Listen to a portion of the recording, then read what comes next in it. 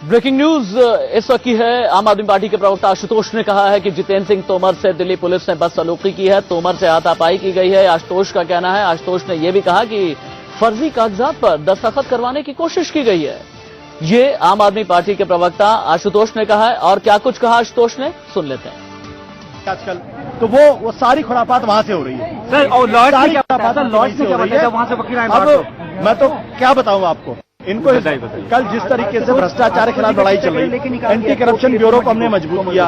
मजबूत करने के बाद हमको लगा कि जो आपका सीएनजी फिटनेस केस है उसमें बीजेपी के कुछ बड़े नेता फंसने वाले, कांग्रेस के नेता फंसने वाले, लेफ्टिनेंट गवर्नर पर उंगली उठ रही है। तो उन्होंने कहा कि भाई अब सीएनजी को ही खत्म, एंटी करप्शन ब्यूरो को ही खत्म, उस मुद्दे से ध्यान भटकाने के लिए ये सब किया। आप देखो ना, परसों नया केस खुला और कल 3 बजे उन्होंने एसीबी का चीफ बदल दिया, रात शाम को उन्होंने एफआईआर दर्ज कर दिया, सवेरे 70 लोग जाके अरविंद उसको गिरफ्तार कर रहे हैं। तोमर को काहे का डर है भाई?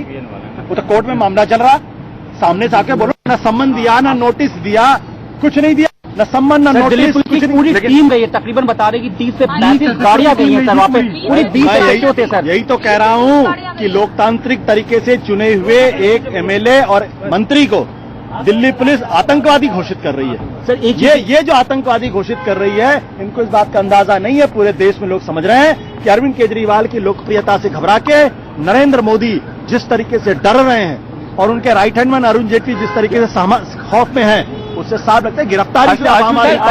वकीलों ने क्या बताया आपको? वकीलों ने अंदर मिलने का वकीलों ने हमको जो शुरू में जानकारी मिली थी, इन्होंने जितेंद्र तोमर के साथ बदतमीजी की है, हाथापाई की है और फर्जी कागज पे साइन होने की बात की उसने मना कर दिया। सर आप लोग के साथ भी मिसबिहेव किया गया यहाँ पे? हम लोग जब आए थे तो हमारे साथ मिसबिहेव किया। हमने कहा भाई बता दो किस कानून के तहत यहाँ नहीं खड़े हो सकते। सर पुलिस ये भी सूत्र बता रही कि पुलिस हो सकता है 3 दिन की रिमांड मांगे, तो आप लोग का नेक्स्ट स्टेप क्या होगा सर? मैं जो भी कानूनी लड़ाई होगी उस कानून में भी लड़ेंगे, अदालत में भी लड़ेंगे और सड़क पे भी लड़ेंगे। सर आपने एक चीज बोला अरुण जेटली के बारे में कि तो कहीं ना कहीं क्या लगता है आप जरा पता कर लो ना, आप लोग तो बड़े पत्रकार हो, जरा पता कर लो कि आजकल कहाँ से चल रहे हैं। गृह मंत्री जी तो चुपचाप बैठे हुए हैं। गृह मंत्री आशु जी आपको नहीं लगता कि केंद्र और राज्य, एलजी और सीएम की लड़ाई में कहीं ना कहीं अगर नुकसान हो रहा है तो दिल्ली का हो रहा है, दिल्ली की जनता का हो रहा है? आप काम करना चाहते हैं दिल्ली के लिए। दिल्ली के लोगों ने 67 सीटें दी हैं। इतना प्यार आज तक हिंदुस्तान के किसी नेता, किसी पार्टी को नहीं मिला है। हम तो चुपचाप पूरा मामला।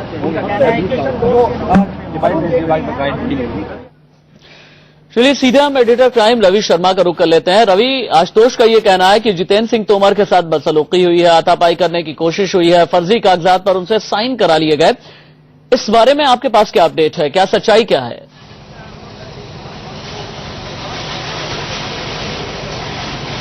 देखिए ऐसा है कि शायद वो अभी भी अपने आप को मंत्री मान रहे हैं और मंत्री का दर्जा वो चाहते थे कि दिल्ली पुलिस उनको दे, लेकिन इस तरह नहीं होता है। बाकायदा इसका एक प्रोसीजर होता है और अगर ऐसा कुछ किया गया है तो बाकायदा कोर्ट में आदमी को पेश किया जाता है। गिरफ्तारी के बाद में वो कोर्ट में अपनी बात को रख सकते हैं। लेकिन एक तरफ आशुतोष का एक कहना है कि उन्हें मिलने तक नहीं दिया गया और उन्हें उनके साथ खड़े नहीं होने दिया गया, और फिर वो ये भी कह देते हैं कि उन्हें सारी बातें भीतर से पता भी चल गई कि अंदर क्या हुआ, कैसे बदसलूकी हुई और कैसे दस्तखत पर साइन, कैसे दस्तावेजों पर जो फर्जी दस्तावेज होने का दावा कर रहे हैं उन पर साइन कराए गए। ये थोड़ा सा गले से उतरना काफी मुश्किल लगता है, क्योंकि आला अधिकारी यहां पर मौजूद थे। यहां पर बहुत ऊंची रैंक के अफसर, यहां पर जॉइंट कमिश्नर लेवल के अफसर मौजूद थे, उनके सामने पूछताछ हो रही थी।